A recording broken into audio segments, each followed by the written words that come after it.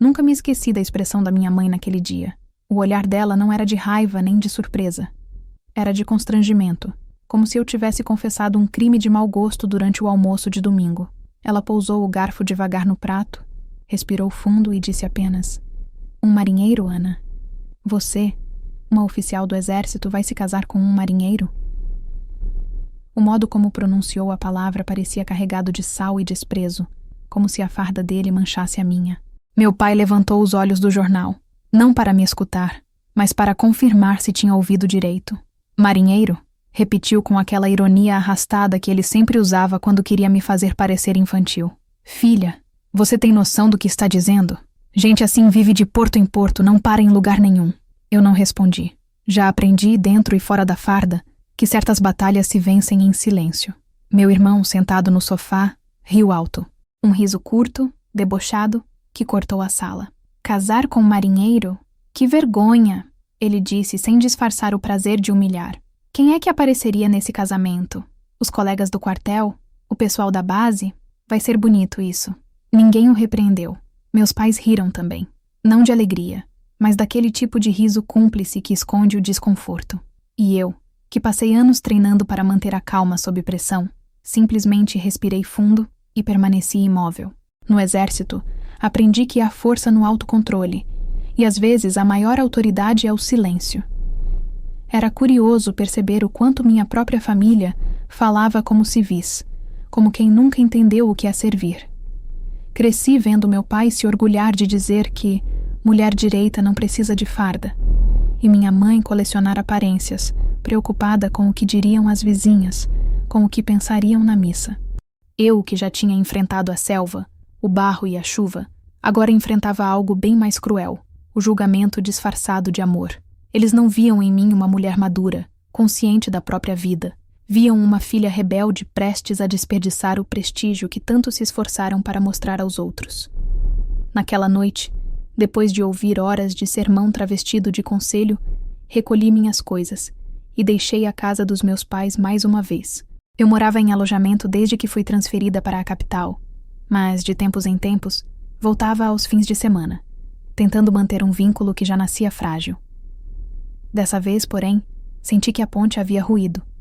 No caminho de volta para o quartel, o som dos pneus sobre o asfalto parecia mais alto do que nunca, como se o carro inteiro repetisse o que eu ainda não tinha coragem de admitir. Eles tinham vergonha de mim.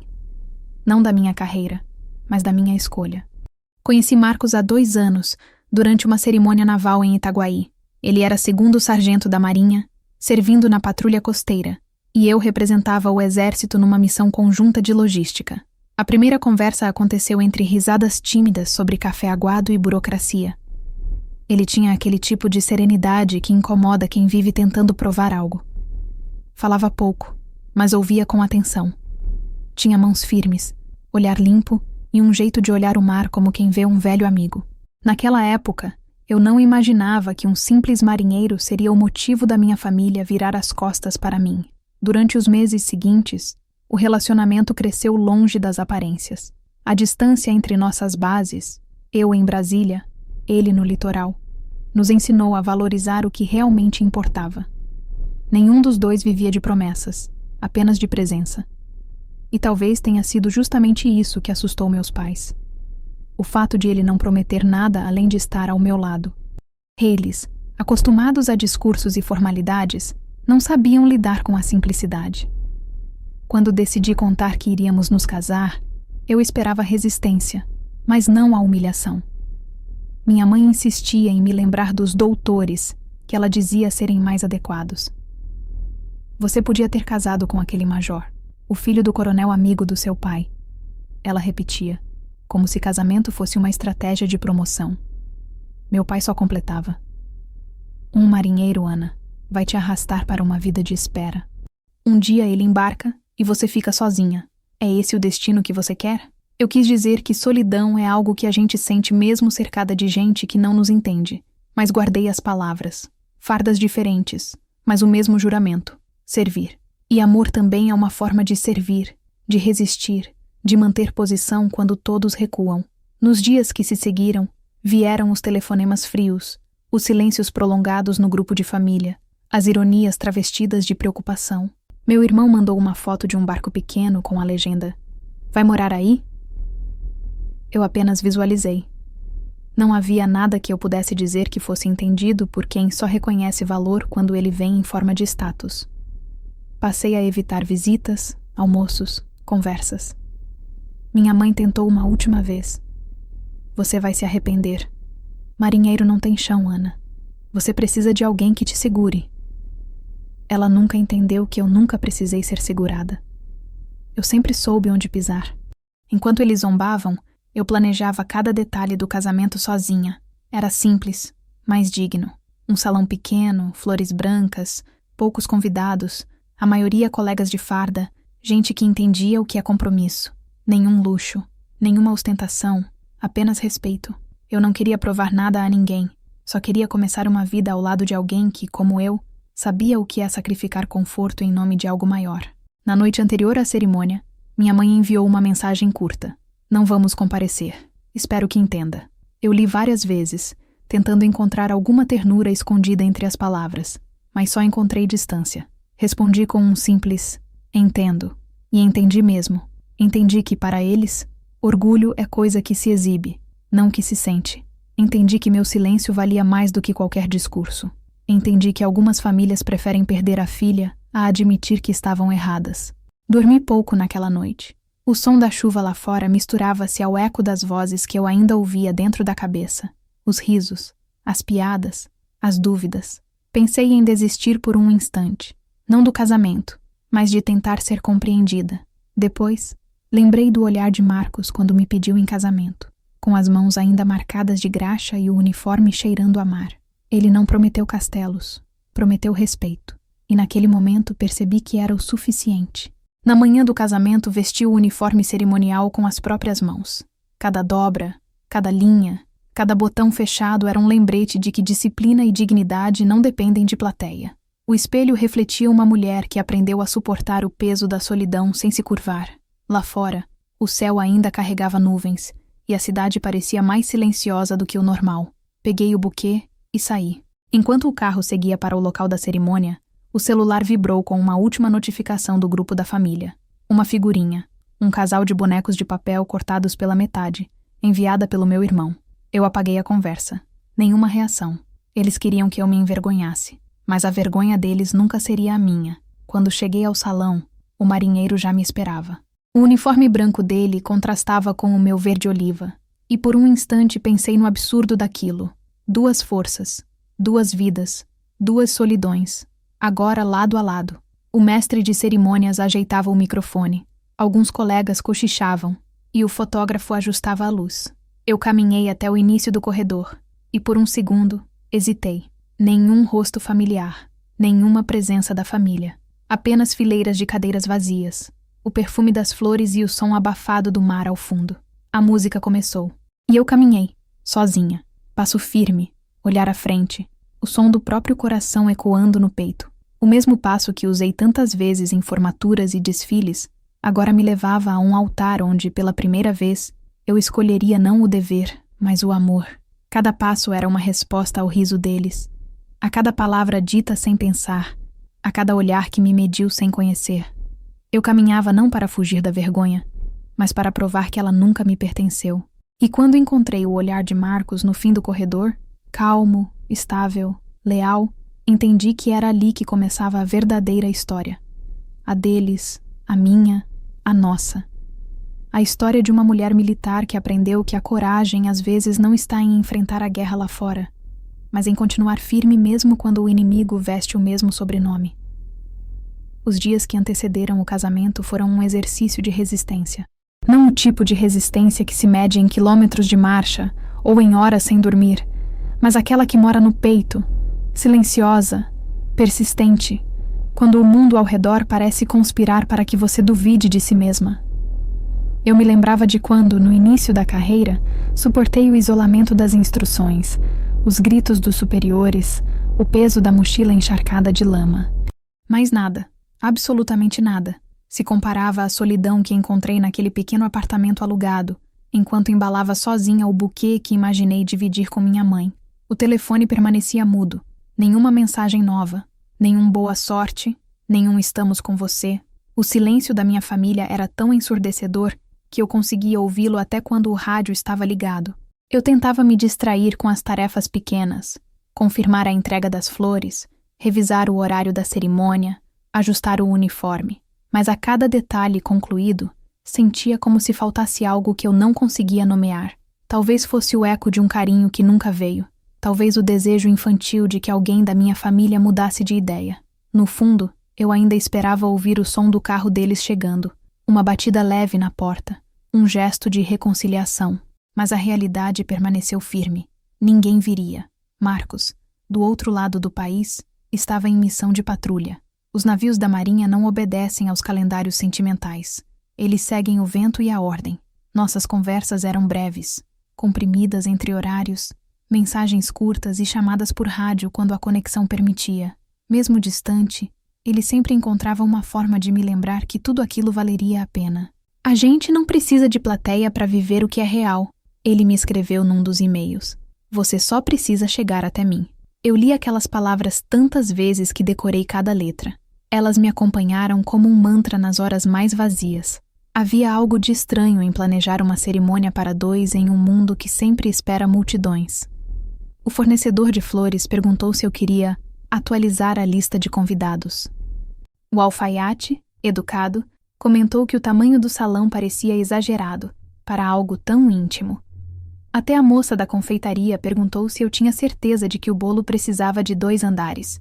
Eu dizia que sim, que tudo ficaria exatamente como planejei. Não era por vaidade, era por princípio. A vida militar me ensinou que a forma como você se prepara para um evento revela a seriedade com que o encara. Eu não permitiria que a ausência deles transformasse o meu casamento em um improviso. Às vezes, quando a noite caía e o silêncio se tornava pesado demais, eu abria o armário onde guardava minha farda e passava a mão sobre o tecido. O uniforme sempre teve um efeito estranho sobre mim. Era como uma armadura que me lembrava quem eu era antes de qualquer rótulo. A mulher por trás das condecorações era alguém que aprendeu a suportar dor sem se vitimizar, a seguir ordens mesmo quando o corpo pedia descanso, a confiar no próprio julgamento quando tudo ao redor desmoronava. E foi isso que fiz. Permaneci firme, sem ceder ao impulso de ligar, implorar, explicar. Na manhã da última reunião com o cerimonialista, uma garoa fina cobria a cidade. Eu cheguei com a pasta de documentos debaixo do braço, o cabelo preso, a expressão calma. Ele me esperava na entrada do pequeno salão comunitário que alugamos.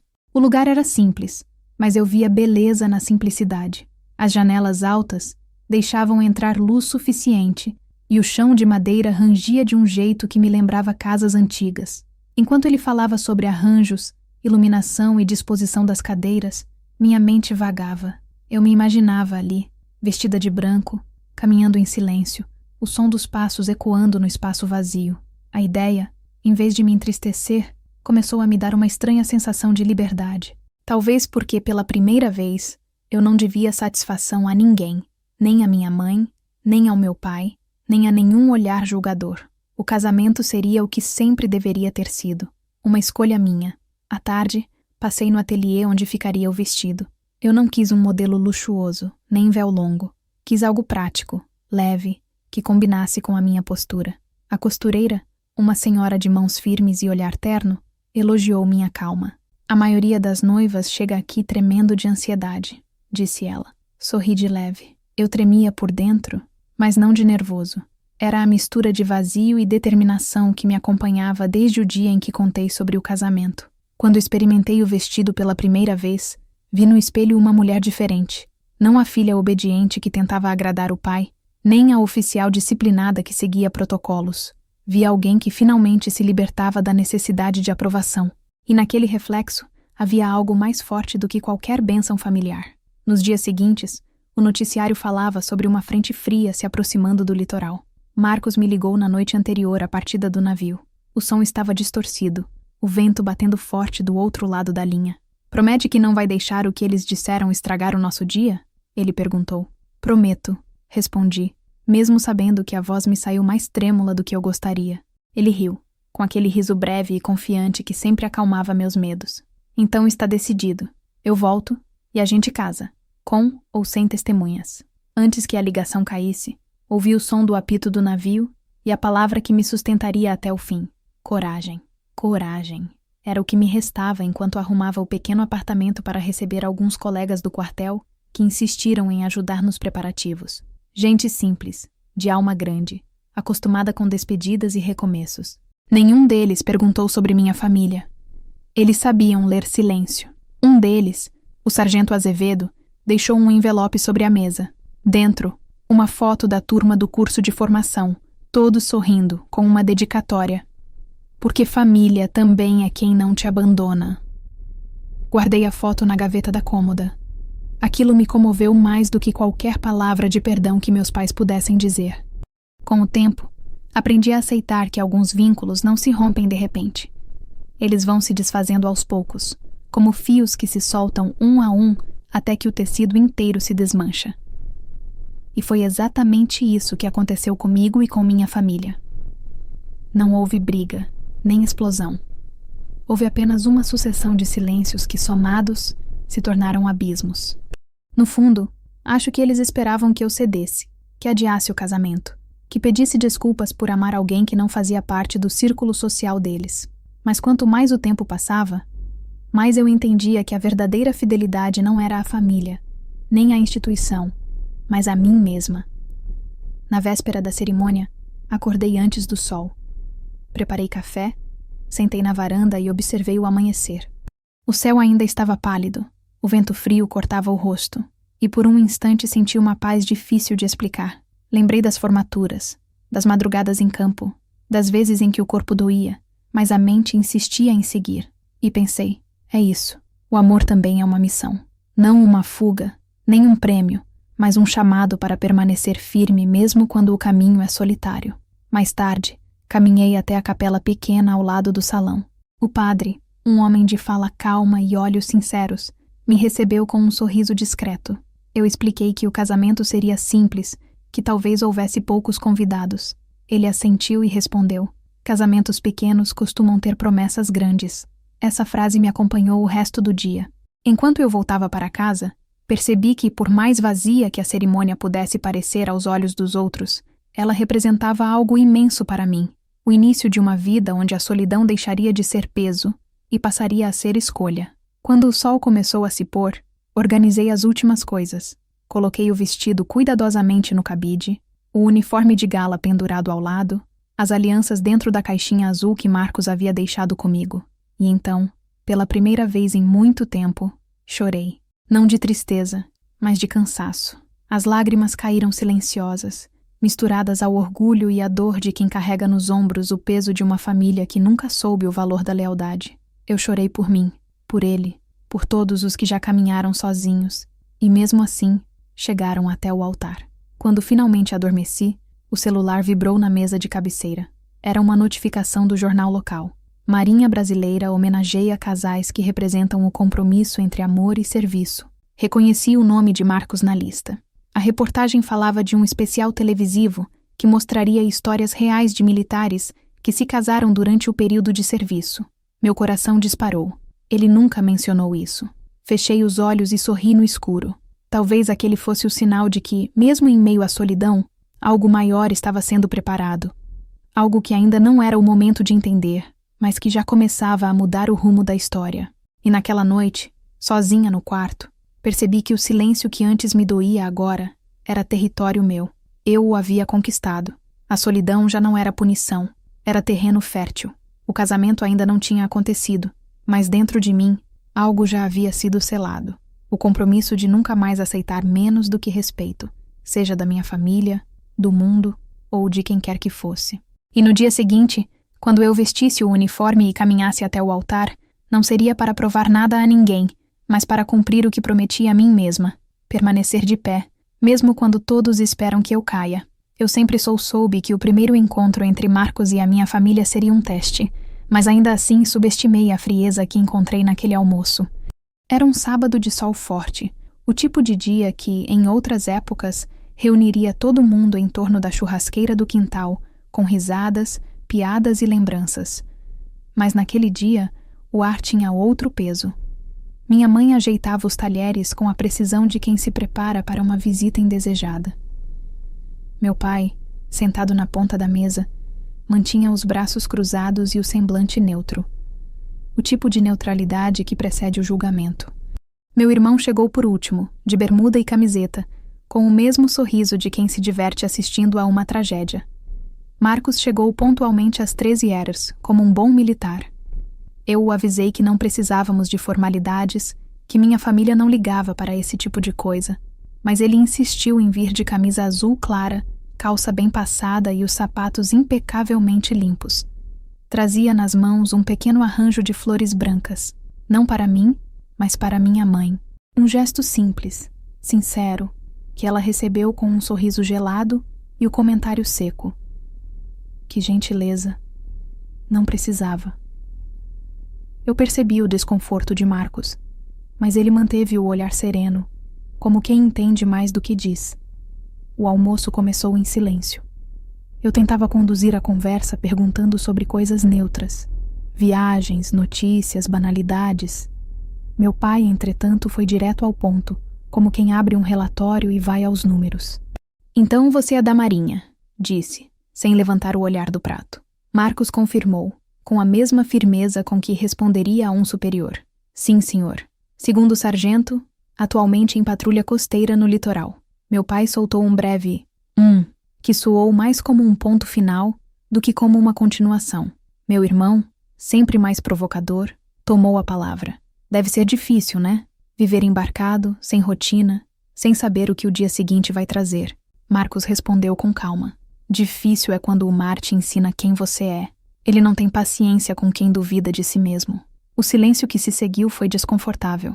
Minha mãe olhou para mim, depois para ele, como se tentasse entender que tipo de encanto eu via naquele homem simples, de fala contida e olhar firme. E ali, no meio daquele almoço, percebi.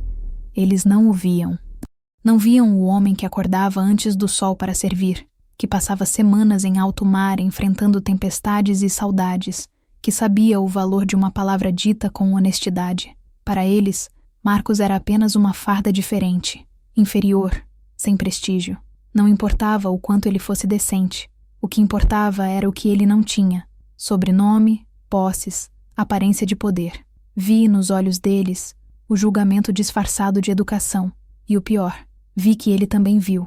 Mesmo assim, Marcos se manteve inteiro. E foi isso que me fez amá-lo ainda mais naquele dia. Quando meu pai perguntou, com ironia, se ele pretendia subir na carreira ou se já estava satisfeito com o posto, ele respondeu com serenidade: Senhor, estou satisfeito por poder servir com honra. O cargo é circunstância. O caráter é escolha. A frase pairou no ar, cortando a falsa cordialidade como uma lâmina. Minha mãe pigarreou, meu irmão desviou o olhar, e eu senti o coração apertar. Não de vergonha, mas de orgulho. Depois do almoço, minha mãe me chamou sozinha à cozinha. A voz dela saiu baixa, como se tivesse medo de ser ouvida. Filha, ele parece um bom rapaz, mas... Você tem certeza? A vida militar já é dura para uma mulher. Imagina com um marido que vive embarcado. Você merece mais estabilidade. Estabilidade. Essa palavra me perseguiu por toda a vida. Eles a usavam como sinônimo de conforto, mas eu sabia que, no fundo, significava controle. Eu respondi calmamente. Mãe, estabilidade não é estar parada. É saber para onde quer ir. Ela não respondeu. Apenas suspirou, como quem se conforma com a desobediência. Quando Marcos e eu saímos, meu pai apenas apertou sua mão com a força calculada de quem quer medir o outro. Marcos retribuiu o aperto sem vacilar. Naquele breve gesto, 2 mundos se encararam, o da aparência e o da substância. Entramos no carro, e por alguns minutos, seguimos em silêncio. O sol batia no para-brisa, e o rádio tocava baixo. Até que ele disse, sem olhar para mim, eles não gostam de mim. A sinceridade da frase me feriu mais do que qualquer palavra dita por minha família. Eles não te conhecem, respondi. Ainda. Ele apenas sorriu, aquele sorriso tranquilo de quem já aprendeu a não esperar reconhecimento. Nos dias seguintes, o assunto se espalhou entre parentes e conhecidos. Comentários disfarçados de curiosidade começaram a surgir. Você tem certeza de que ele é da Marinha mesmo? Ouvi dizer que ele vive embarcado, coitada, vai passar a vida esperando.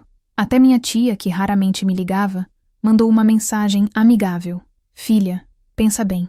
Casamento é coisa séria. Marinheiro é tipo andarilho do mar. Eu li, respirei e apaguei sem responder. Aprendi cedo que o silêncio é uma forma de resposta. Marcos não demonstrava incômodo. Continuava enviando mensagens curtas, cheias de serenidade. Foco, minha capitã, ele dizia. E eu sorria, porque era isso mesmo que eu era. Uma capitã de mim mesma, conduzindo um navio chamado Dignidade em meio ao mar revolto do preconceito. Enquanto ele estava embarcado, eu finalizei os detalhes do casamento, sempre com aquele misto de determinação e cansaço. Cada detalhe escolhido era uma pequena vitória. O local, as flores, a música. Eu queria que fosse simples, mas verdadeiro. Uma semana antes da cerimônia, meu irmão me mandou um áudio. A voz dele, carregada de deboche, dizia: Ana, pensa bem, o cara deve ganhar quanto? Mal dá pra pagar aluguel. Tu vai casar pra dividir ração de quartel? Mulher esperta mira pra cima, não pra baixo. Ouvi até o fim e deletei. Não chorei, não tremi, não liguei pra discutir. Aprendi a economizar emoção. Na carreira militar, a gente aprende a não desperdiçar energia com ruído. Enquanto isso, Marcos me escrevia cartas à moda antiga. Em uma delas, ele descrevia a sensação de olhar o horizonte durante as madrugadas em alto mar. Há um ponto onde o céu toca o mar, e é impossível saber onde termina um e começa o outro. Dizia: acho que o amor é isso. 2 horizontes que se encontram e se confundem. Li essas palavras sentada na cama, com a luz baixa e o coração quieto. Foi a primeira vez em semanas que senti paz. Quando o navio dele atracou, na véspera da cerimônia, fui esperá-lo no cais. O cheiro de sal e óleo misturado no ar, o som das ondas batendo, o grito das gaivotas, tudo parecia suspenso no tempo. Ele desceu com o uniforme branco impecável, o rosto cansado e o olhar firme. Trazia uma pequena caixa na mão. Presente de pré-casamento, disse, me entregando. Dentro havia uma âncora de prata, pequena e delicada, com a inscrição, para lembrar que até as águas mais turbulentas têm um porto seguro. Naquela noite, fomos jantar em um restaurante simples perto do porto. Nenhum de nós mencionou minha família. Falamos sobre o futuro, sobre as dificuldades da vida militar, sobre os sonhos pequenos, uma casa perto do mar, uma rotina de recomeços. Ele me contou que a equipe de comunicação da Marinha tinha convidado alguns casais para gravar uma reportagem especial sobre amor e serviço, mas ainda não sabia se o nosso caso entraria. Eu sorri, achando graça da ideia. Imagina a gente na TV? Seria surreal. Ele riu, dizendo: nunca se sabe. Na volta, enquanto ele me deixava na porta do apartamento, percebi algo no olhar dele, uma mistura de expectativa e calma. Amanhã a gente faz história, mesmo que ninguém perceba, disse antes de partir.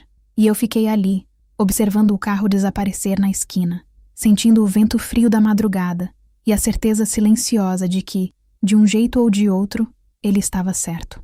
Na manhã seguinte, vesti o uniforme de gala e olhei meu reflexo no espelho.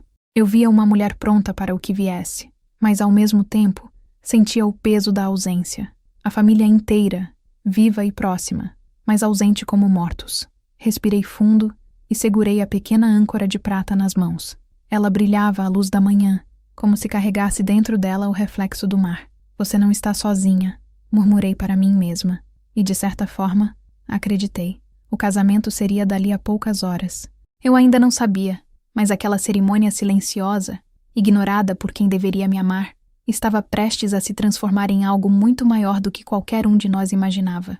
O marinheiro invisível, que para minha família não valia um convite, logo se tornaria o símbolo de uma história que atravessaria telas, corações e fronteiras.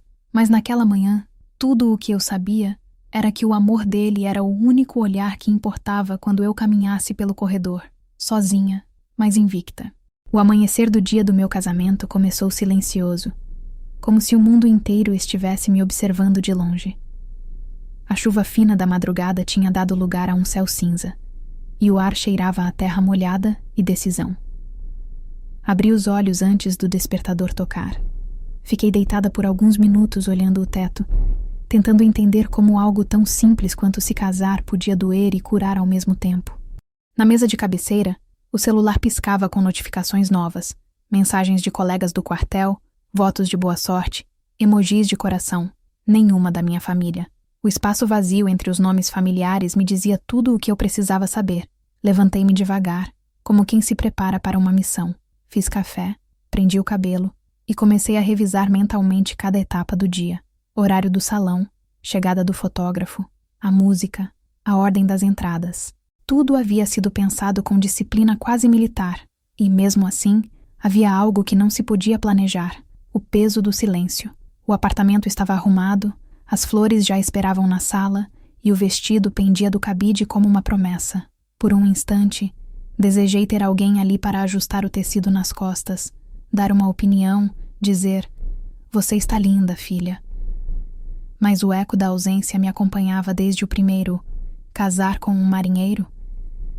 Enquanto me maquiava, lembrei das vezes em que minha mãe me arrumava para formaturas e eventos oficiais. Ela gostava de me ver de farda. Minha filha, a guerreira, dizia com orgulho que soava mais para os vizinhos do que para mim. Agora, o mesmo uniforme de gala que ela tanto admirava seria usado para algo que ela desprezava.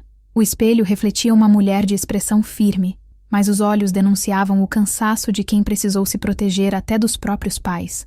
Ainda assim, havia uma centelha ali, não de raiva, mas de certeza. A certeza de que amar alguém não é um ato de fraqueza, é um ato de coragem. Às 10 horas, o carro que me levaria à cerimônia chegou. O motorista, um cabo reformado amigo de Marcos, cumprimentou-me com respeito. "Dia bonito para casar, capitã", ele disse, abrindo a porta com um sorriso contido. Sorri de volta, grata pela normalidade daquele gesto. O caminho até o salão foi breve, mas intenso. As ruas passavam pela janela como lembranças aceleradas. As escolas onde estudei, a praça onde costumava correr, o bairro onde morei com meus pais. Cada lugar trazia um pedaço da vida que eu deixava para trás. Quando o carro parou diante do salão, respirei fundo. O espaço estava impecável. As flores brancas que eu havia escolhido contrastavam com o piso escuro de madeira. O som suave de cordas ensaiava ao fundo. Alguns colegas de farda se ajeitavam nos bancos, discretos, respeitando o momento. Nenhum deles ousava me olhar com pena, e isso foi o maior presente que poderiam me dar. O mestre de cerimônias, um suboficial aposentado da Marinha, cumprimentou-me com formalidade. "Pronta, senhora." Eu apenas acenei. Por dentro, o coração pulsava num ritmo que nenhum treinamento conseguiria controlar. Antes da cerimônia começar, fui até o pequeno camarim ao lado. Ali, longe dos olhares, permiti-me 1 minuto de fraqueza. Sentei na poltrona, fechei os olhos e pensei em Marcos. Imaginei-o no altar, de pé, com aquele semblante tranquilo, as mãos cruzadas nas costas e o uniforme branco que sempre parecia brilhar mais do que o ambiente ao redor. Imaginei o olhar dele quando me visse entrar, não o olhar de quem se surpreende, mas de quem reconhece um juramento cumprido. Foi nesse instante que uma lembrança me cortou por dentro. O som da risada do meu irmão ecoando. Quem é que apareceria nesse casamento? Olhei o relógio. Faltavam 5 minutos. Levantei-me, ajeitei o cabelo e, antes de sair, encostei a mão sobre o tecido do vestido. O toque frio do tecido me trouxe de volta à realidade. A música começou. Um violino solitário. O mestre de cerimônias fez sinal. As portas se abriram. E ali estava o corredor. Longo, silencioso, ladeado por fileiras de cadeiras em parte ocupadas, em parte vazias. Senti a primeira fisgada no peito. O vazio sempre pesa mais quando é medido em assentos desocupados. Dei o primeiro passo. O som dos meus saltos ecoou no salão. Cada passo era uma resposta silenciosa a tudo o que eu havia suportado. As frases de desprezo, o julgamento, a solidão. Eu caminhava ereta, segura, como quem desfila diante da própria história. E quanto mais me aproximava de Marcos, mais aquele corredor deixava de ser um espaço físico e se tornava uma travessia simbólica entre o que fui e o que decidi ser. Quando nossos olhos se encontraram, o tempo pareceu desacelerar. Ele sorriu, discreto, como quem diz: "Até aqui, conseguimos." O resto do mundo desapareceu. Não havia câmeras, não havia plateia que importasse. Havia apenas 2 militares diante um do outro, prestes a jurar algo que nenhum dos dois tratava como romance de filme. O padre, também militar aposentado, iniciou as palavras com simplicidade. "Servir é um ato de fé. Amar também. Hoje vocês unem as duas coisas." Eu senti um nó na garganta, mas mantive o semblante firme. Quando chegou o momento das promessas, Marcos tirou um pequeno papel do bolso do uniforme. Disse apenas 3 frases.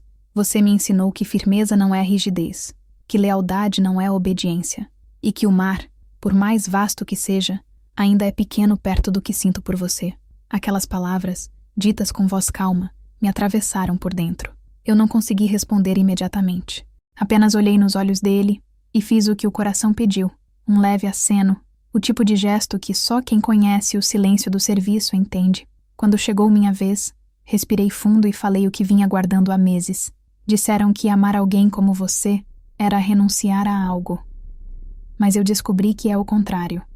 É a primeira vez que escolho alguém que entende o peso e o valor do compromisso. Não prometo mar calmo, prometo presença. O sim foi dito sem tremor. E quando o padre pronunciou "pode beijar a noiva", a emoção veio não pelo toque, mas pela constatação de que, contra todas as previsões, estávamos ali. O fotógrafo registrou o instante, e só depois percebi que uma equipe discreta, com câmeras menores, se posicionava ao fundo. Eram da Marinha. Marcos havia avisado, mas eu não imaginava que estariam ali. Após a cerimônia, houve um pequeno brinde. Os colegas fizeram um discurso breve, emocionado. Casamentos como o de vocês lembram por que vale a pena servir, por algo maior que nós mesmos, disse o comandante Lima, que havia sido mentor de Marcos. Eu sorri, sem conseguir responder. Tudo o que eu sentia era um misto de exaustão e alívio.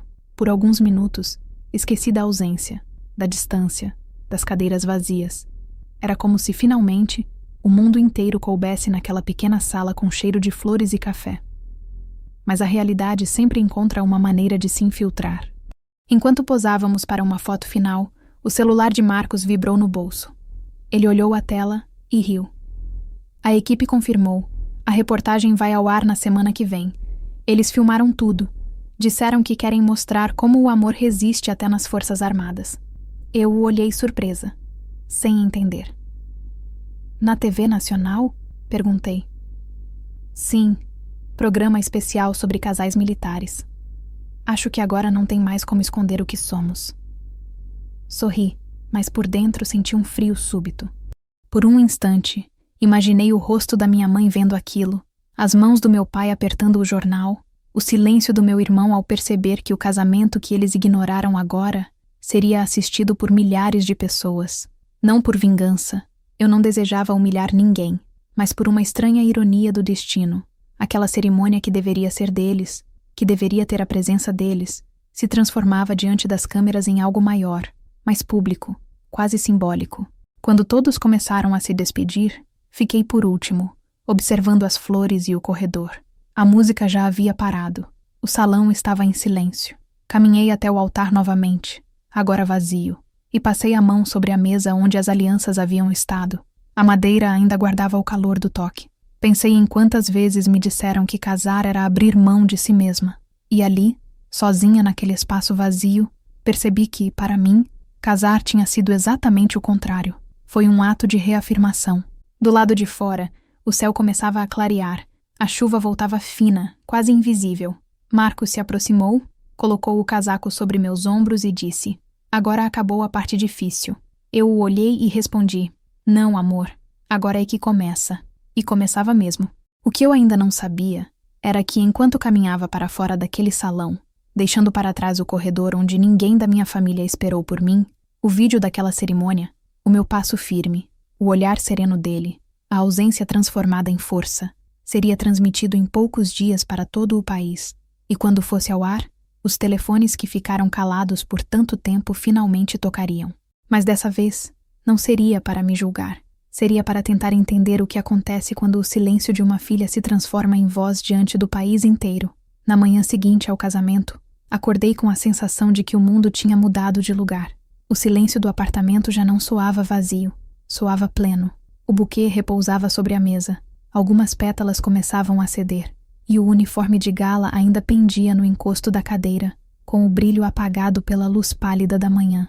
Era um domingo, e por instinto, minha mente militar tentou organizar o dia, recolher as flores, devolver o salão, ajustar pendências. Mas algo em mim pedia pausa. Eu precisava respirar, compreender o que havia acontecido. Marcos estava na cozinha, preparando o café. A luz do sol atravessava a cortina, projetando sombras em forma de grades no chão. Ele estava diferente, não em aparência, mas em presença. O homem tranquilo que sempre se movia como quem não queria chamar atenção, agora exalava um tipo de paz que misturava dever cumprido e amor inabalável. Senti vontade de congelar aquela cena, o cheiro do café, o som da chaleira, o barulho distante do mar batendo no cais. "Dormiu bem, capitã?" Ele perguntou, com o mesmo tom sereno de sempre. "Como alguém que terminou uma guerra sem saber que estava lutando", respondi. Ele sorriu, aproximou-se e colocou uma caneca diante de mim. "Você lutou bem e venceu." Vencido o dia do casamento, eu imaginava que a calmaria viria, mas a verdade é que as consequências de certos atos demoram para se revelar. E a minha vitória, silenciosa e digna, estava prestes a ecoar muito além do que eu podia prever. Enquanto tomávamos café, Marcos comentou casualmente: "Eles me ligaram ontem à noite. A equipe de comunicação da Marinha. Querem entrevistar a gente. Disseram que a filmagem ficou bonita, que nossa história representa o espírito de serviço e união." Eu parei de mexer o café, observando o reflexo marrom girando na xícara. "Entrevistar? Para quê exatamente?" perguntei, tentando manter a voz neutra. "Para o especial que vai ao ar no próximo fim de semana. Um programa de TV nacional. Parece que o comandante achou que nosso casamento simboliza bem o lema: servir é amar também." O silêncio que se seguiu foi estranho, cheio de significado. Parte de mim se orgulhou, outra parte temeu. Eu nunca busquei reconhecimento. Minha carreira sempre foi pautada pela discrição, por fazer o que precisa ser feito sem aplauso. A ideia de ver minha vida, o meu amor e principalmente a minha solidão, exibidos para o país inteiro, me deixou desconfortável. Mas quando olhei para Marcos e vi o brilho calmo nos olhos dele, percebi que talvez não fosse sobre exposição, talvez fosse sobre reparação. Durante os dias seguintes, a equipe de TV entrou em contato. Vieram 2 produtoras, um cinegrafista e um repórter de voz suave, todos militares. Eram educados, respeitosos, cientes de que estavam entrando em terreno sensível. Montaram os equipamentos na pequena sala do nosso apartamento, ajustando luzes e cabos, com a precisão de quem também entende de ordem e hierarquia. "Queremos mostrar a história de vocês sem enfeites", disse a repórter. "Sem roteiros, sem frases ensaiadas, só o que vocês viveram." Marcos sorriu. "Então vocês vieram filmar o silêncio." Ela riu, anotando algo no bloco de notas. "Silêncio também é narrativa, sargento. Principalmente quando é o tipo de silêncio que resiste." As gravações começaram no início da tarde. Fizeram imagens nossas revisando o álbum de fotos do casamento, guardando o uniforme, ajeitando o buquê já um pouco murcho. Em alguns momentos, me senti observada demais, como se cada gesto tivesse peso simbólico, mas aos poucos fui me acostumando. Era estranho perceber que, de alguma forma, aquele olhar externo estava registrando não apenas um casal, mas um modo de existir. Durante uma das pausas, a repórter me perguntou: "Capitã, a senhora esperava que sua família estivesse presente no casamento?" Demorei a responder. Esperar é um verbo que aprendi a usar com cuidado. Eu esperava respeito.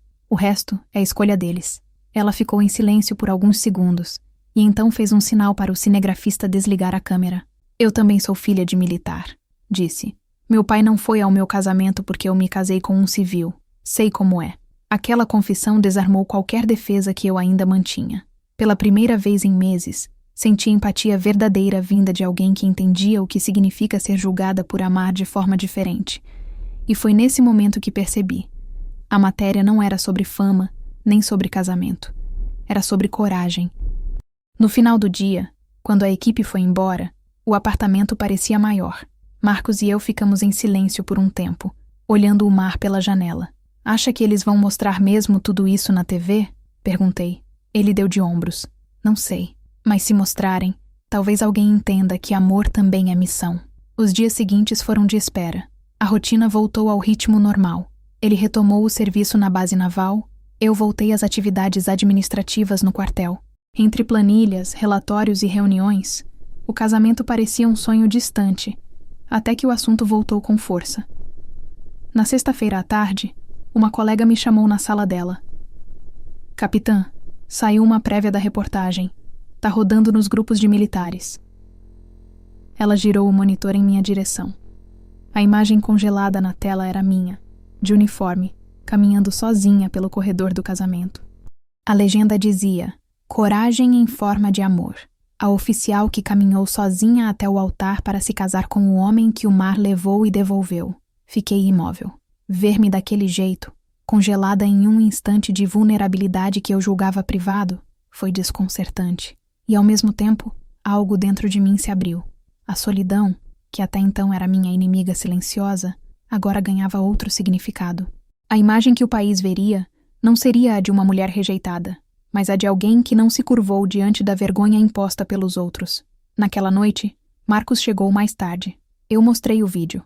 Ele assistiu sem piscar. Depois me olhou com aquele sorriso leve que sempre me desmonta. "Você percebeu?" disse. "Nem eu, nem você dissemos nada. Mas a imagem fala por nós. Às vezes, silêncio é grito." O programa foi ao ar no sábado seguinte, às 8 da noite. Não era um reality, nem um espetáculo de sensacionalismo. Era um documentário simples, com trilha suave e depoimentos breves. Mostraram outros casais militares, mas a nossa história encerrou o episódio. As imagens do casamento foram intercaladas com cenas nossas no cais, olhando o mar. A narração dizia: "Enquanto muitos esperam aprovação, alguns apenas cumprem seu dever de amar. E fazem isso com a mesma disciplina com que servem ao país." Eu assisti sozinha. Marcos estava em serviço, e a casa parecia respirar junto comigo. Quando o episódio terminou, fiquei parada, olhando os créditos subirem. O telefone começou a vibrar. Mensagens, notificações, chamadas perdidas, colegas, conhecidos, desconhecidos. E entre todas, um número familiar, o da minha mãe. Eu não atendi. Fiquei olhando o nome dela na tela, piscando como um farol distante. O telefone tocou uma vez, 2, 3. Depois, veio a mensagem: "Estamos vendo você na televisão. Liga pra gente." Sentei no sofá, o coração batendo pesado. O mesmo silêncio que antes me feria agora me protegia.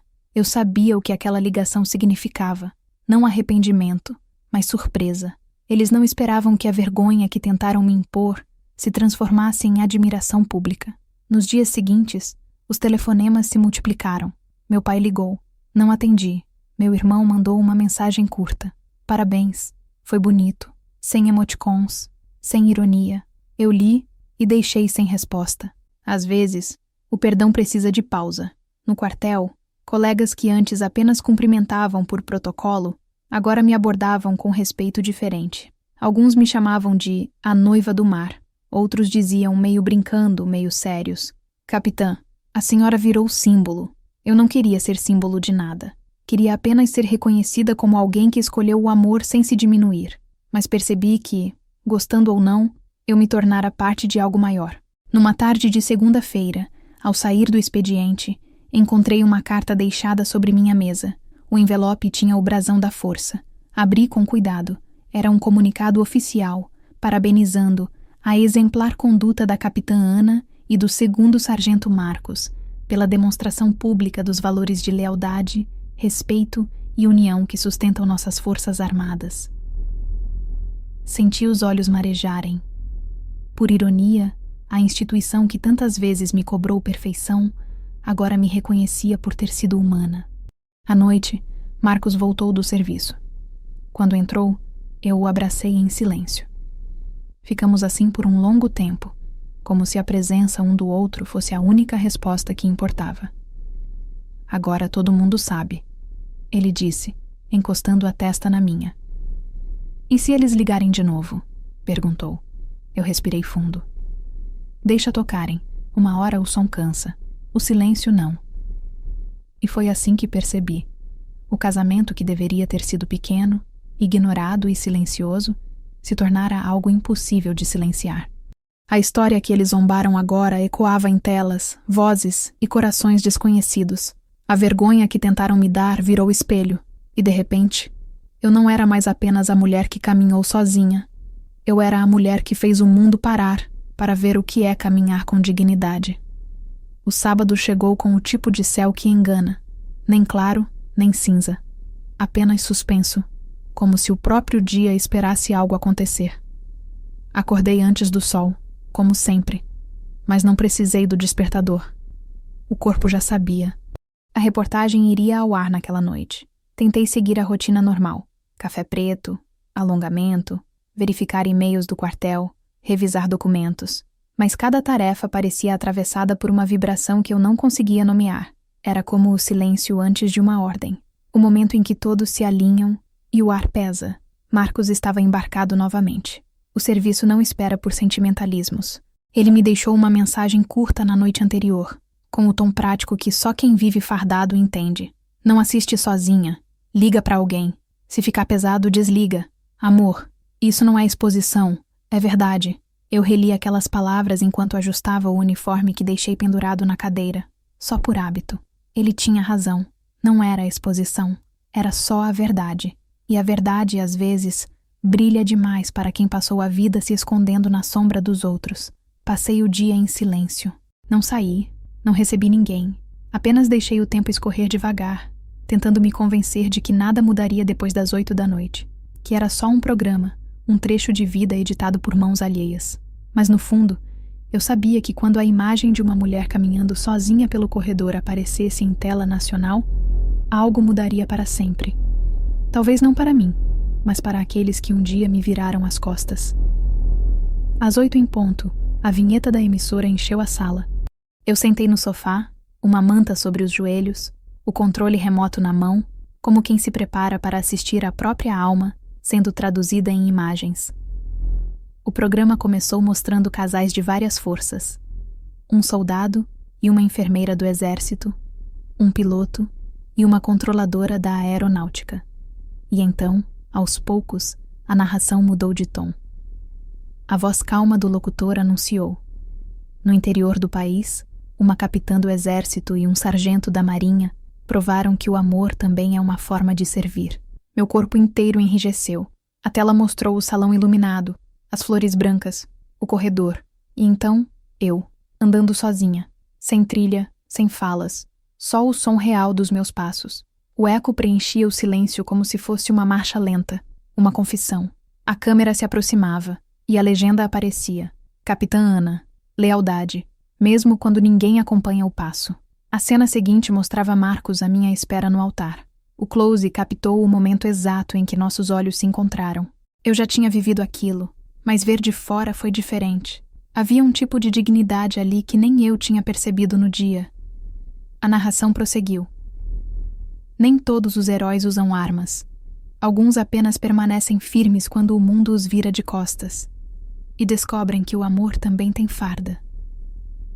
Senti as lágrimas subirem, mas não deixei cair. Um militar chora por dentro. As imagens seguintes mostravam pequenas entrevistas. Marcos, com a voz tranquila, dizia: amar é manter posição, mesmo quando o vento muda. E eu, em uma tomada breve, respondia: caminhei sozinha, mas nunca estive só. Eu sabia quem me esperava do outro lado. O episódio durou 20 minutos. Quando terminou, o nome de ambos apareceu nos créditos. Capitã Ana Ferreira, Exército Brasileiro. Segundo Sargento Marcos Alves, Marinha do Brasil. O símbolo das Forças Armadas brilhou no canto da tela. E então, silêncio. Mas esse silêncio durou pouco. O telefone vibrou na mesa como se tivesse vida própria. Primeiro, uma notificação de mensagem. Depois, 2, 10, 20. A tela se encheu de nomes. Colegas, ex-comandantes, jornalistas, desconhecidos. Mas entre todos, um me paralisou. Mãe. A mensagem era curta, quase fria. Estamos vendo. O país inteiro está vendo. Liga pra gente. O coração bateu tão forte que por um instante pensei em desligar o telefone. Mas não atendi. Não por raiva, por necessidade. Eu precisava ficar comigo mesma antes de ouvir a voz deles. Nos minutos seguintes, a enxurrada começou. O grupo de família, que há meses permanecia mudo, explodiu em mensagens. Ana, estamos orgulhosos. Filha, você estava linda. Não sabíamos que era assim. Que história bonita. Meu irmão, o mesmo que riu dizendo que ninguém apareceria no casamento, enviou um simples: vi o programa. Respeito. Respeito. A palavra que nunca havia usado comigo em toda a vida. Não respondi.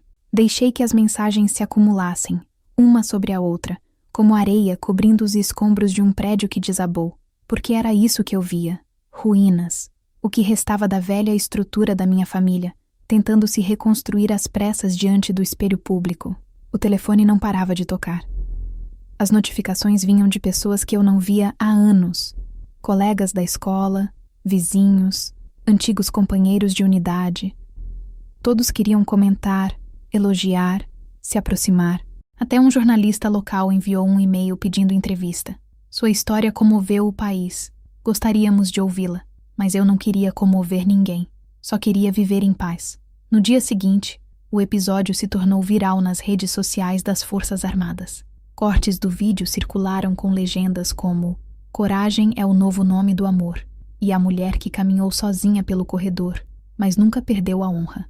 A foto do nosso abraço após o sim foi compartilhada por centenas de páginas, com comentários emocionados. E foi aí que o inevitável aconteceu. Meus pais não suportaram o silêncio da exposição.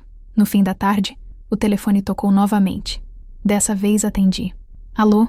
Do outro lado, a voz da minha mãe, hesitante. "Filha, nós vimos. Foi lindo. Eu não sabia que ia ser assim.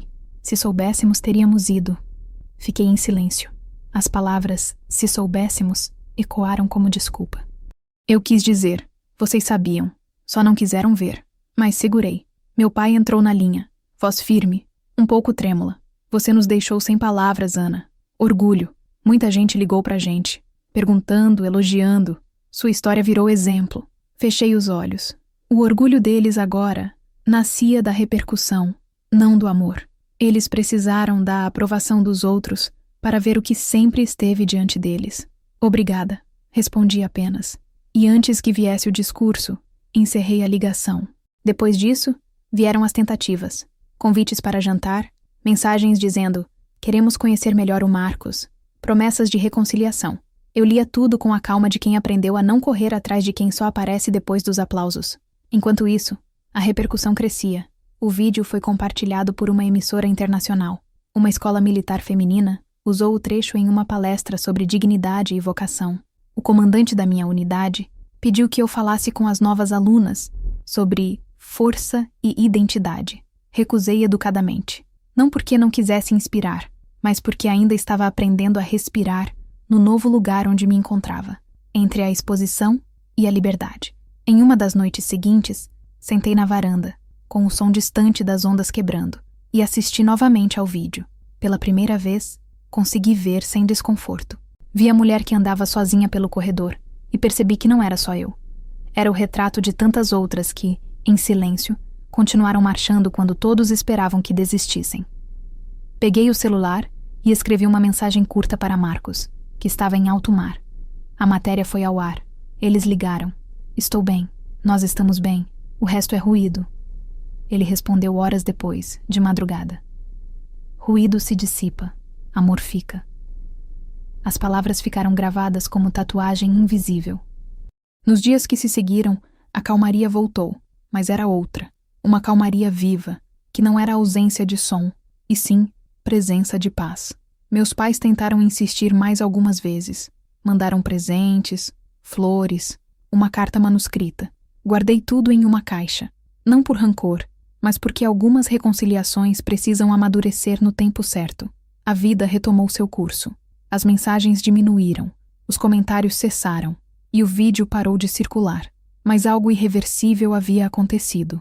A história que começou com vergonha, agora era lembrada como exemplo, e de alguma forma, o destino havia se encarregado de mostrar que, às vezes, a vingança mais elegante é a verdade sendo vista. Naquela noite, antes de dormir, olhei novamente o anel na mão esquerda. Ele refletia a luz do abajur como um farol distante. Sorri sozinha. O país inteiro tinha assistido ao meu casamento. Mas o que realmente importava é que, mesmo com as câmeras, aquele momento ainda era só nosso. E pela primeira vez desde que contei à minha família sobre o marinheiro, senti um tipo de orgulho que não dependia de ninguém. Um orgulho silencioso, quase sagrado. O de saber que não precisei vencer gritando. Eu apenas caminhei, e o som dos meus passos foi o bastante para fazer o mundo escutar. O silêncio da minha casa era o oposto do barulho que começava a tomar o resto do país.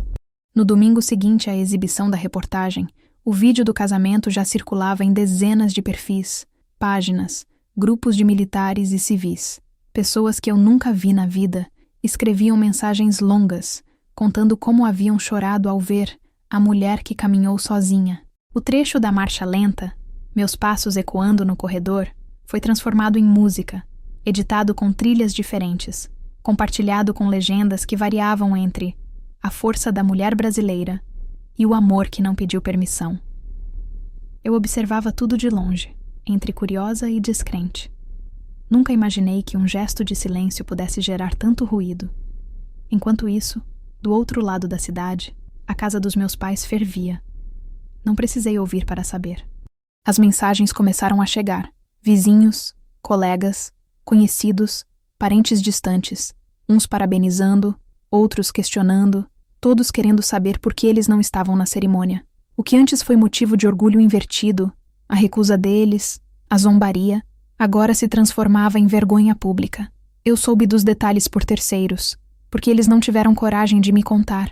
Foi uma vizinha, antiga amiga de infância, quem ligou primeiro. Sua mãe está uma pilha, Ana. Todo mundo comenta sobre a reportagem. Dizem que vocês ficaram lindos. Ela anda diferente. Meio calada, meio perdida. Era previsível. Pessoas acostumadas a controlar narrativas não suportam perder o monopólio da versão. E o destino, que raramente se apressa, agora parecia decidido a acertar as contas. Durante anos, meus pais se preocuparam com o que os outros pensariam. Agora, finalmente, os outros pensavam, mas não do jeito que eles esperavam. Na segunda-feira, enquanto eu revisava relatórios no quartel, recebi um e-mail do setor de comunicação da Força. O título dizia: Repercussão positiva do episódio. Reconhecimento público. A mensagem agradecia por termos representado com decoro e dignidade os valores das Forças Armadas e anexava uma lista de comentários enviados por civis. Li cada um com um misto de orgulho e cansaço. Um deles dizia: Minha filha é aspirante e me pediu para ver o vídeo. Disse que quer ser como a capitã Ana, firme e humana ao mesmo tempo. Fechei o computador e respirei fundo. Talvez essa fosse a verdadeira função de tudo aquilo. Não provar nada à família, mas abrir caminho para quem viria depois. Naquela mesma tarde, recebi outra ligação de número conhecido, o fixo da casa dos meus pais. Deixei tocar. 2 vezes. 3. Até que a secretária eletrônica atendeu. A voz do meu pai preencheu o ambiente. Firme como sempre, mas agora trêmula nas bordas. Ana, precisamos conversar. Está tudo diferente aqui. Sua mãe não dorme. Seu irmão não para de receber ligações. As pessoas estão falando. Só queremos entender. Entender. A palavra me fez sorrir com ironia silenciosa. Eles não queriam entender. Queriam controlar o estrago. O desconforto deles não nascia da empatia, mas do espelho que finalmente refletia suas próprias falhas. À noite, decidi assistir novamente a reportagem, dessa vez com mais atenção. Pausei nas cenas que mostravam o corredor, o altar, os olhares. Percebi detalhes que haviam me escapado antes. O brilho no uniforme de Marcos, o modo como minhas mãos tremiam ligeiramente quando peguei as alianças, o olhar orgulhoso dos colegas ao fundo. Era simples, mas carregado de uma verdade impossível de negar. Foi ali que compreendi. O que envergonhava minha família não era o meu casamento. Era a própria incapacidade deles de reconhecer beleza fora dos padrões que criaram. Os dias seguintes transformaram a rotina deles em um campo minado. Eu soube, por um primo que ainda mantinha contato, que o telefone da casa não parava de tocar. Gente querendo confirmar se a história era verdadeira, se realmente ninguém da família havia ido, se era por desavença ou preconceito. Minha mãe passou a evitar sair. Meu pai, orgulhoso demais para admitir arrependimento, dizia que preferia não dar entrevistas. Mas o silêncio dessa vez não os protegia, os condenava. Enquanto isso, eu permanecia em paz. Continuava indo ao quartel, cumprindo escalas, treinando, respondendo relatórios. Alguns colegas me cumprimentavam com mais respeito. Outros apenas sorriam, como quem guarda segredos. Havia uma estranha tranquilidade em saber que, sem que eu precisasse mover um dedo, a vida estava fazendo o que eu nunca conseguiria com palavras. No meio da semana, recebi uma mensagem inesperada do meu irmão. Um áudio. A voz dele, que sempre teve o tom da arrogância juvenil, agora soava diferente, lenta, sem o deboche habitual. Ana, eu vi de novo o vídeo. Mãe chora toda vez. Pai tenta disfarçar, mas eu sei que ele também viu. Acho que a gente pegou pesado, tá? Eu não entendi na época. Eu achei que você tava forçando uma história. Mas agora eu vi. Você tava certa. E o cara parece ser gente boa. Ouvi o áudio 2 vezes. Nenhuma lágrima, nenhum rancor. Só um vazio leve. O tipo que vem quando um peso é retirado. Mas a marca ainda fica. Não respondi. Talvez um dia. Por hora, o silêncio bastava. As redes sociais seguiram alimentando a narrativa. O trecho da reportagem chegou a ser exibido em programas de variedades, comentado em rádios, transformado em símbolo de superação feminina. Alguns exageraram, romantizando o que era, na essência, apenas uma mulher vivendo a própria escolha. Outros tentaram descobrir a origem do conflito familiar, especulando razões. Eu assistia a tudo com um distanciamento quase clínico, como quem observa o próprio passado sendo dissecado em praça pública. Certa tarde, recebi uma ligação da equipe do programa que exibiu a reportagem. Queriam agradecer e avisar que a audiência havia superado as expectativas. Capitã, sua história teve repercussão nacional. Recebemos centenas de mensagens pedindo uma segunda parte. O público quer saber mais. Respondi com a mesma calma que uso em situações de crise. A história já foi contada. O resto é vida, não televisão. Mas enquanto eu encerrava a chamada, pensei nos meus pais, presos em suas casas, rodeados por vizinhos que agora os olhavam com curiosidade. Pensei nas palavras que eles escolheram quando souberam que eu me casaria com um marinheiro. Vergonha, loucura, desonra, e em como, ironicamente, essas mesmas palavras voltavam a eles agora, devolvidas pelo eco da própria arrogância. Naquele fim de semana, decidi visitá-los, não por raiva ou perdão, mas por encerramento. Peguei o carro cedo, dirigi em silêncio pelas mesmas ruas que tantas vezes percorri. A casa estava igual, o portão azul, o jardim bem cuidado, as cortinas brancas. Toquei a campainha. Minha mãe abriu a porta. O rosto dela carregava uma mistura de surpresa e cansaço. Você veio? Vim. Entramos. O cheiro familiar de café e amaciante me transportou a anos atrás. Na mesa, o jornal aberto exibia uma pequena nota. Casamento militar comove o país. A foto era nossa. Eu e Marcos sorrindo, o mar ao fundo. Ela percebeu que eu olhava e disse: saiu em tudo. Todo mundo fala de vocês. Eu sei. Silêncio. Longo. Denso. Filha, ela começou. A gente não soube lidar. Achei que estava te protegendo, que esse casamento ia te afastar. E agora vejo que o que afastou fomos nós. Meu pai apareceu na sala, com o mesmo semblante duro de sempre, mas os olhos denunciavam o que a boca não dizia. Você se saiu bem, Ana. Orgulho, de verdade. Por um instante, pensei em dizer o que guardei por meses, sobre o riso do meu irmão, o desprezo deles, a solidão, mas percebi que não havia necessidade. Eles já estavam pagando o preço. Não em dor física, mas no desconforto de ter o orgulho ferido pelo próprio reflexo. Tomei o café que minha mãe preparou em silêncio. Falamos do clima, do trabalho, de coisas neutras. Antes de sair, ela segurou minha mão e disse: Marcos é bem-vindo quando quiser. Vou avisar. Saí dali leve, não por perdão, mas por libertação. O caminho de volta parecia mais curto. O rádio do carro tocava uma música lenta, e percebi que, sem planejar, eu sorria. Não de vingança, mas de constatação. Algumas lições o tempo ensina com uma elegância cruel. Nos dias seguintes, as ligações cessaram, os comentários diminuíram, e o nome da minha família, que antes era sinônimo de status, agora estava associado a uma lição que nenhum deles planejou dar, a de que o orgulho é frágil quando confrontado com a verdade. Marcos voltou de missão alguns dias depois. Quando contei sobre a visita, ele apenas me ouviu em silêncio. Depois disse: Você não precisava ir. Eu sei, mas fui mesmo assim. E valeu a pena? Valeu.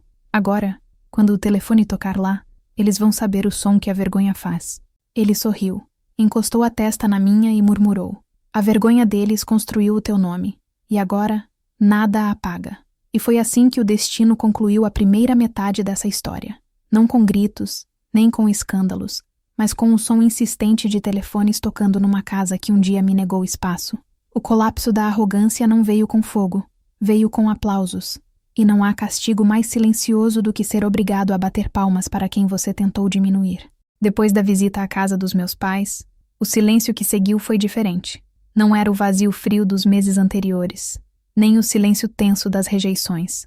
Era uma pausa longa, uma espécie de terreno neutro, onde ninguém sabia ao certo como pisar. Eu voltei para minha rotina com a mesma disciplina de sempre. Expediente no quartel, treinos, relatórios, o uniforme dobrado milimetricamente na cadeira. Mas havia uma camada invisível sobre o ar. Sabia que algo estava por vir, que a calmaria era apenas o intervalo entre dois movimentos do mesmo mar. Durante semanas, meus pais se mantiveram quietos, como se esperassem que eu os procurasse de novo. Não o fiz. Já havia cumprido a minha parte. A visita fora uma cortesia militar, um gesto de encerramento, não de retorno. Eu havia olhado nos olhos deles, ouvido o que precisavam dizer e deixado o passado onde merecia ficar. Mas o arrependimento tardio tem um ritmo próprio. Quando percebe que perdeu o controle da narrativa, tenta recuperá-lo através do afeto. Foi assim que começaram as tentativas. A primeira veio em forma de mensagem da minha mãe, numa manhã de terça-feira. Bom dia, filha. Fiz feijoada no domingo. Sobrou. Queria mandar um pote para vocês. Eu li e sorri sozinha. Anos de silêncio convertidos em um pote de feijoada. Era o tipo de gesto que ela sabia fazer. Simples, doméstico, cheio de significados escondidos. Não respondi de imediato. Esperei o dia terminar. À noite escrevi. Obrigada, mãe. Estamos bem. Pode guardar para vocês.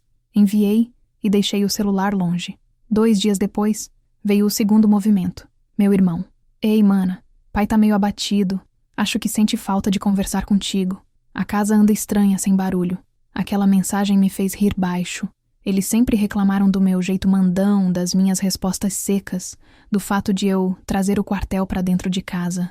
Agora, sentiam falta do barulho que um dia odiaram. Mas o tempo tem dessas ironias. Ensina a apreciar o som do que um dia se quis silenciar.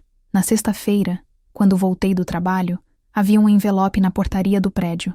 Reconheci a caligrafia da minha mãe antes mesmo de abrir.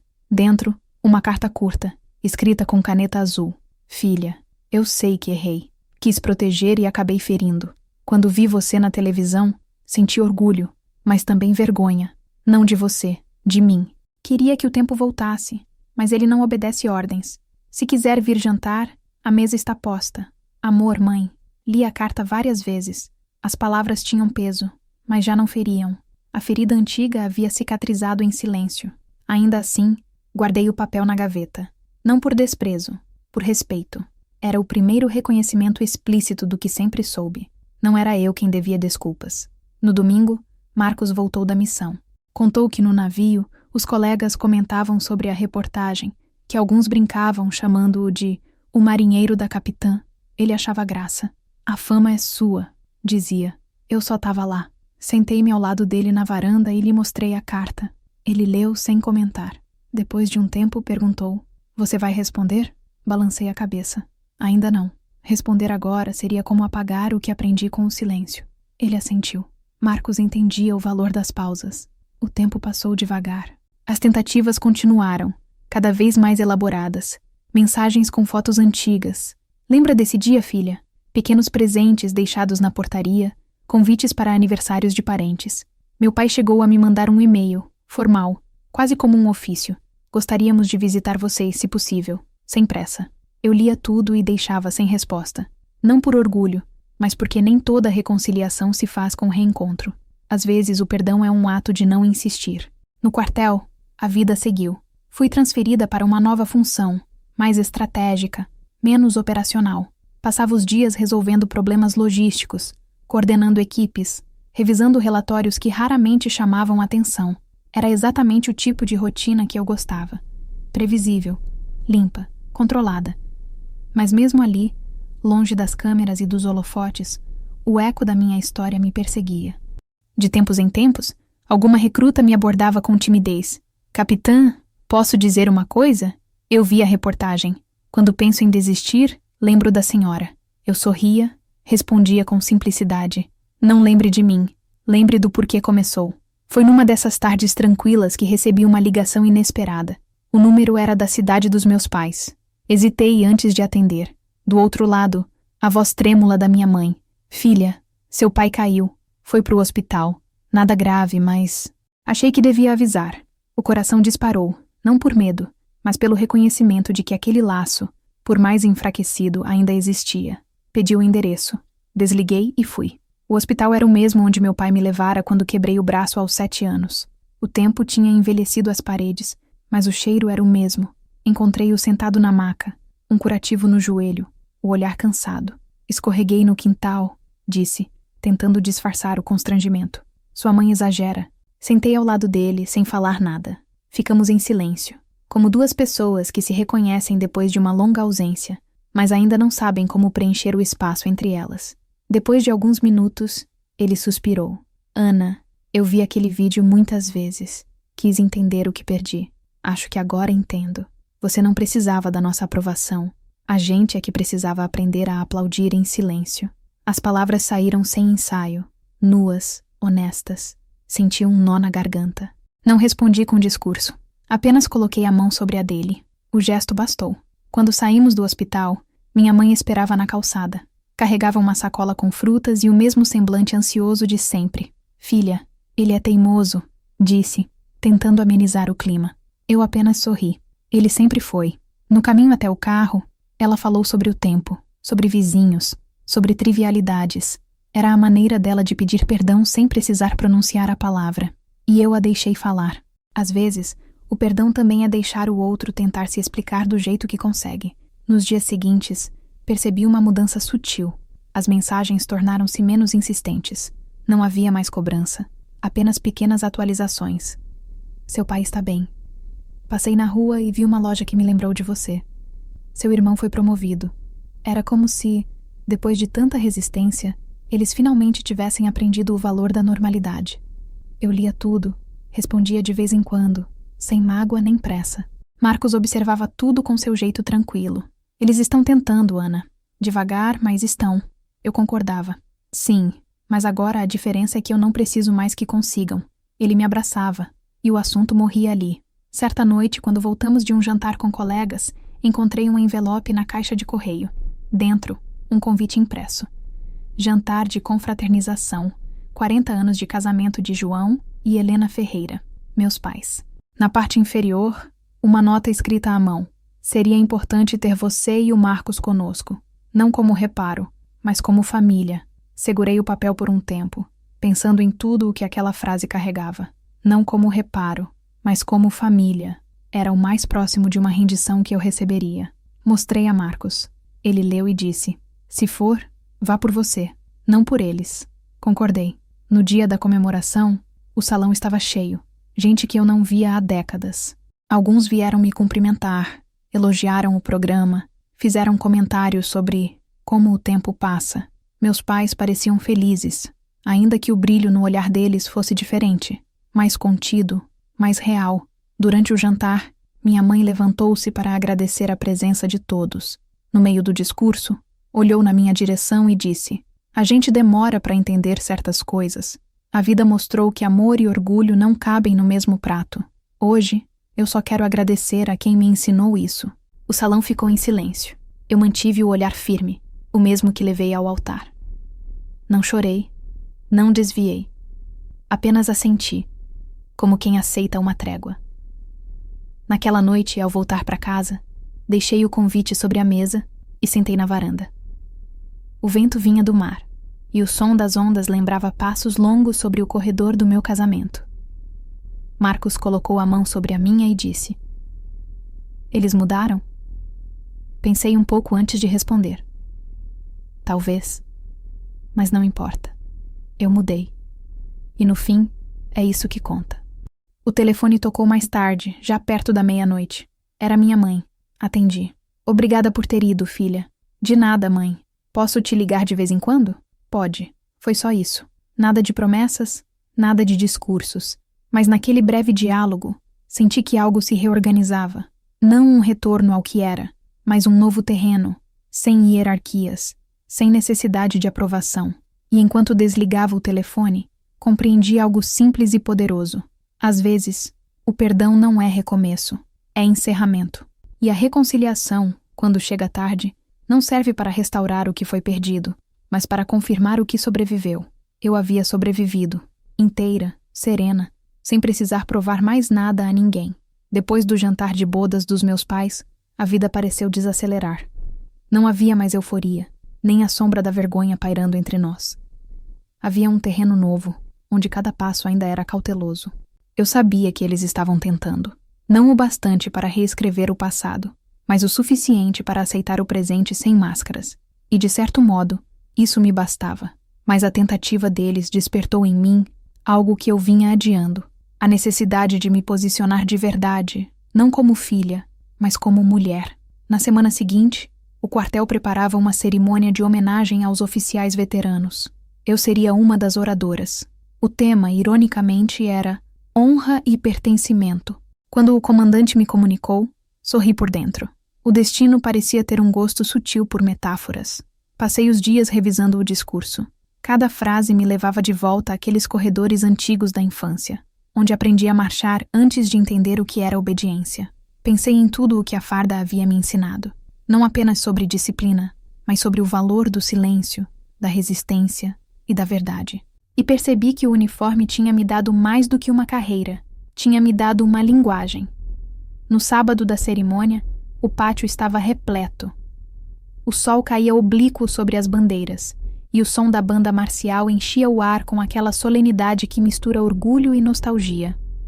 Eu usei o mesmo uniforme cerimonial do casamento. O tecido pesado, o brilho discreto, a gola firme. Enquanto caminhava até o púlpito, senti o peso dele sobre os ombros como quem carrega mais do que pano e insígnia. Carregava anos de escolhas, feridas e conquistas. Quando chegou minha vez de falar, respirei fundo. O microfone captou o som exato da respiração, o tipo de ruído que antecede a sinceridade. Senhores, a farda que vestimos é feita de tecido resistente, mas não indestrutível. Ela pesa porque carrega não apenas dever, mas também a história de quem a veste. E a história, por vezes, dói. Há quem confunda silêncio com fraqueza e disciplina com submissão. Mas eu aprendi que o verdadeiro peso da honra não está no que os outros dizem de nós, e sim no que decidimos ser quando ninguém nos aplaude. As palavras saíam calmas, mas carregadas de algo que vinha de longe, de todos os dias em que precisei engolir ofensas, marchar sozinha, manter o olhar firme quando tudo ao redor tentava me reduzir. Por muito tempo, confundi amor com obediência. Achava que agradar era a forma de ser aceita. Hoje entendo que quem mede o valor de alguém pelo título, pela farda ou pela posição social, não entende o que é respeito. Porque respeito é olhar para o outro e ver o ser humano, não o sobrenome. O pátio estava em silêncio absoluto. Podia ouvir o som distante de um motor e o leve estalar das bandeiras. Continuei. Recentemente, a minha vida pessoal foi exposta de uma forma que eu jamais imaginei. Não por escolha, mas por circunstância. E ao contrário do que esperavam, não me envergonhei, porque eu não fiz nada além de viver de acordo com o que aprendi aqui. Cumprir o que prometi, honrar o que acredito e caminhar com firmeza, mesmo que sozinha. Houve um breve murmúrio, como se as palavras ecoassem nos uniformes de todos ali. Carregar uma farda é suportar o peso de uma promessa, e amar alguém, às vezes, é suportar o peso de outra. Ambas exigem coragem. Ambas pedem que a gente permaneça, mesmo quando o mundo vira o rosto.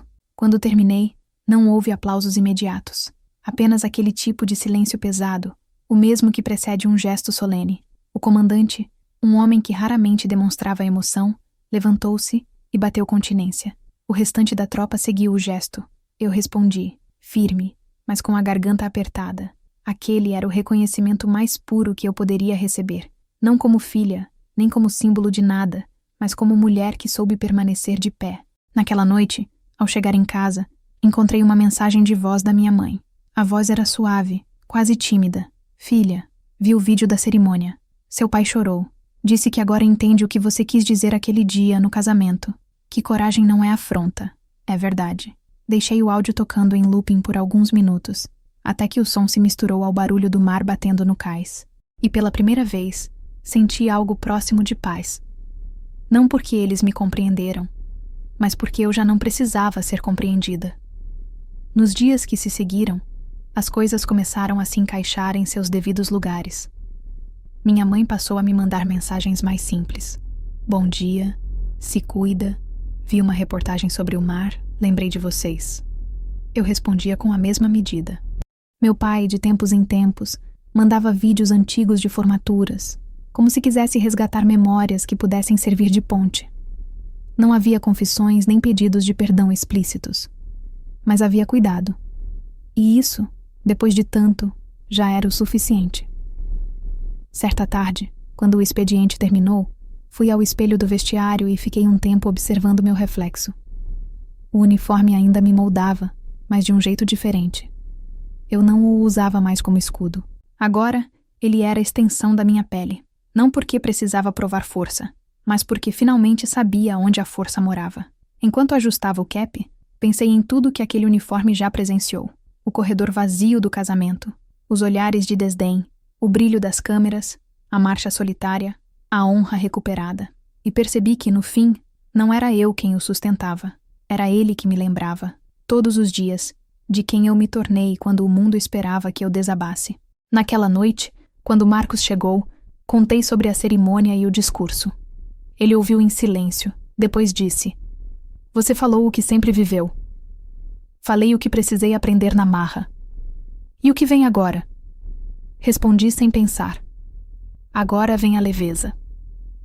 Nos meses seguintes, fomos construindo essa leveza juntos. As chamadas da minha mãe tornaram-se mais constantes, mas menos dramáticas.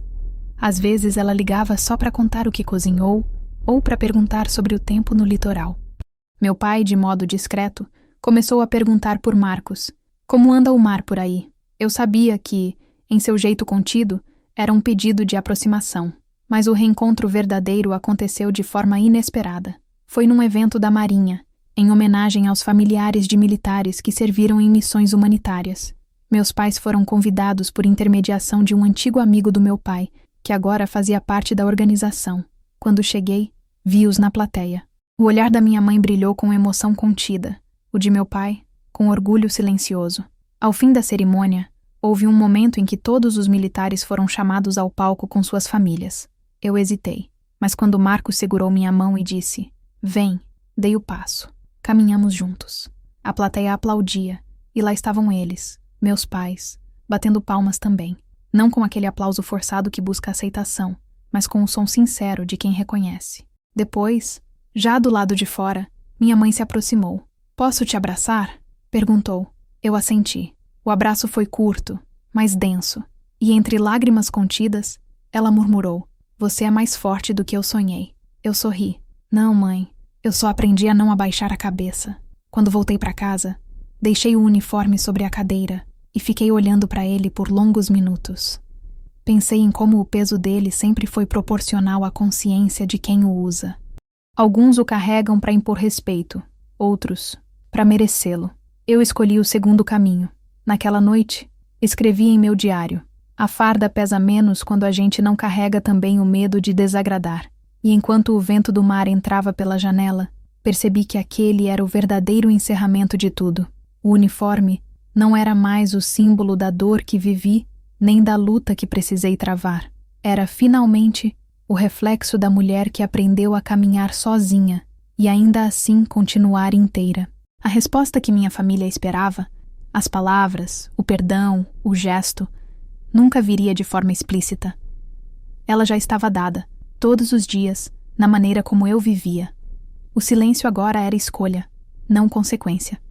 E o peso do uniforme, que um dia me fez sentir prisioneira, tornara-se leve, porque ele não me definia mais. Apenas me lembrava de quem eu decidi ser. O tempo tem uma maneira curiosa de cicatrizar as feridas mais profundas. Não as apaga, mas transforma as bordas em lembrança. Meses se passaram desde a última cerimônia, e a vida se ajeitou em uma rotina serena. O mar seguia sua cadência e o vento, seu costume de balançar as cortinas do apartamento toda manhã. Marcos e eu tínhamos aprendido o valor do sossego, aquele tipo de tranquilidade que não precisa de explicações nem provas. Eu ainda acordava cedo, como quem não consegue desaprender o ritmo do quartel. Tomava café em silêncio, respondia relatórios, organizava papéis. A farda, pendurada no cabide, observava tudo em quietude. Já não era símbolo de combate, mas lembrança de uma jornada vencida. Às vezes, eu recebia ligações da minha mãe. Curtas, simples, coisas do cotidiano, o preço do feijão, o calor da cidade, um vizinho que mudara. Não falávamos mais do passado. Ele havia se transformado em um espaço sagrado, onde nenhuma de nós queria mexer. Meu pai, por outro lado, ainda falava pouco. Mandava mensagens secas, mas com conteúdo carregado de ternura escondida. Vi o mar hoje. Lembrei de vocês. Respondi da mesma forma. O mar sempre lembra quem sabe esperar. Foi numa dessas manhãs calmas que recebi a notícia. Minha mãe estava doente. Não era grave, diziam, mas o suficiente para fragilizá-la. A mensagem veio do meu irmão. Ela pediu para te ver. Só você. Fiquei olhando para o telefone, o nome dele aceso na tela, e senti um aperto antigo. Aquele tipo de peso que vem do amor que nunca se encaixa no tempo certo. Fui. Não porque ainda esperava algo, mas porque aprendi que ir nem sempre é submeter-se. Às vezes é só não deixar para amanhã o que o coração ainda precisa encerrar. A casa estava igual, o mesmo portão azul, as mesmas cortinas. Só o jardim parecia mais silencioso. Bati na porta. Ela abriu. Estava mais magra, o rosto marcado pela idade, mas o olhar era outro. Você veio. Vim. Ela me deixou entrar. O cheiro familiar de café e lavanda ainda preenchia o ar. Sentei no sofá, o mesmo de sempre. Por um instante, foi como voltar a um tempo antes da distância. Mas o tempo não volta, só se disfarça. Ela me observava com um misto de ternura e arrependimento. Tenho pensado muito em você, disse, com a voz fraca. Em como a vida passa rápido, e a gente perde tempo brigando com o que não entende. Fiquei em silêncio. Há coisas que não precisam de resposta, só de escuta. Ela continuou. Eu fui dura demais. E o pior é que achei que estava certa. Eu tinha medo. Medo de te ver sofrer. Medo do que os outros diriam. Medo de não te reconhecer mais. Mas te perdi por tentar te proteger. Engoli em seco. Você nunca me perdeu, mãe. Só me olhou de longe. Ela sorriu, com lágrimas contidas. Ainda bem que o mar devolve o que a gente acha que perdeu. Conversamos por horas. Nenhuma cobrança. Nenhum pedido explícito de perdão. Apenas duas mulheres, mãe e filha, finalmente se vendo sem armaduras. Quando me levantei para ir embora, ela segurou minha mão. Você é forte, Ana. Eu sempre soube, só não sabia o quanto. Beijei sua testa e disse, a força só serve se vier com paz. Do lado de fora, o sol começava a se pôr. A luz dourada batia nas janelas, e o som de um rádio antigo vinha da casa vizinha. Entrei no carro e fiquei ali por alguns minutos, parada, sentindo o peso do instante. Eu sabia que aquele encontro era um tipo de despedida, mesmo sem ser final. Algumas reconciliações não voltam a ser convivência, apenas reconhecimento mútuo. E aquilo, para mim, bastava. Os meses seguintes correram lentos. Minha mãe melhorou. Meu pai começou a ligar com mais frequência, sempre no mesmo tom contido. Vi a matéria sobre as mulheres nas Forças Armadas. Você foi mencionada. Eu agradecia. E o silêncio depois do agradecimento era, de certo modo, afetuoso. Marcos e eu continuávamos firmes, vivendo entre a rotina e a brisa do litoral. A fama passageira já havia se dissipado.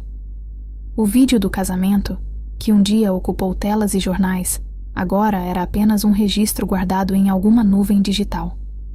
A vida voltou a ser só nossa, simples, com café na varanda e risadas baixas ao entardecer. Até que numa tarde, recebi uma carta, envelope bege, remetente sem nome. Abri, reconheci a caligrafia do meu irmão. Ana, demorei para entender o que você tentou ensinar. Sempre achei que ser homem era falar alto, ganhar discussões, ter razão. Mas depois de ver você, aprendi que força é ficar de pé quando ninguém segura. Pai disse outro dia que queria te ver fardada de novo. Acho que ele percebeu que o uniforme não é barreira, é parte de você. Se um dia quiser vir, a casa é sua. Sem plateia, sem desculpas. Só a gente. João.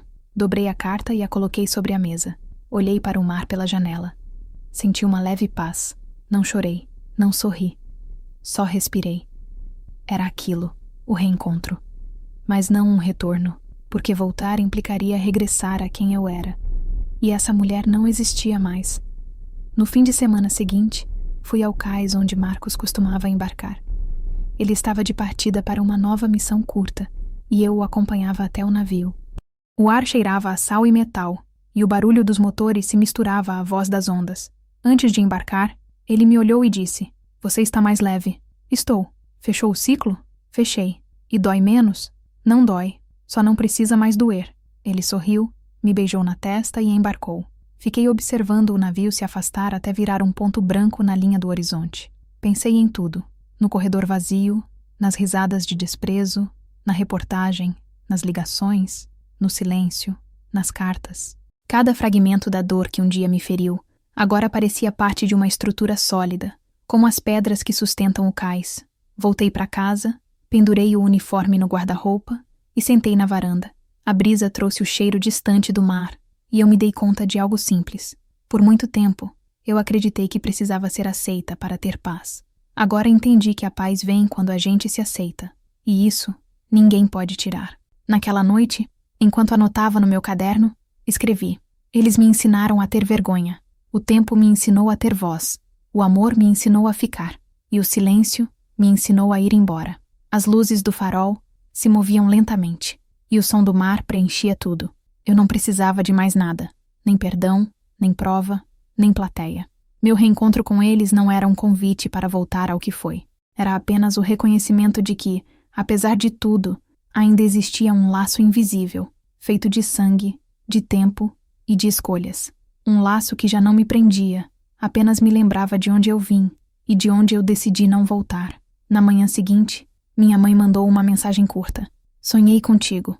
Você estava no mar, mas sorria. Acordei em paz." Respondi: "Então estamos no mesmo lugar." E foi assim que entendi. Às vezes, o reencontro mais bonito é aquele que acontece sem volta, quando as pessoas se olham, cada uma do seu lado da margem, e acenam com respeito, não para reatar, mas para seguir. O mar seguiu seu curso. Eu também. E de todos os sons que ficaram, o mais belo ainda era o eco dos meus próprios passos naquele corredor vazio, o mesmo onde tudo começou, o mesmo onde aprendi que solidão e força às vezes usam o mesmo tom de silêncio.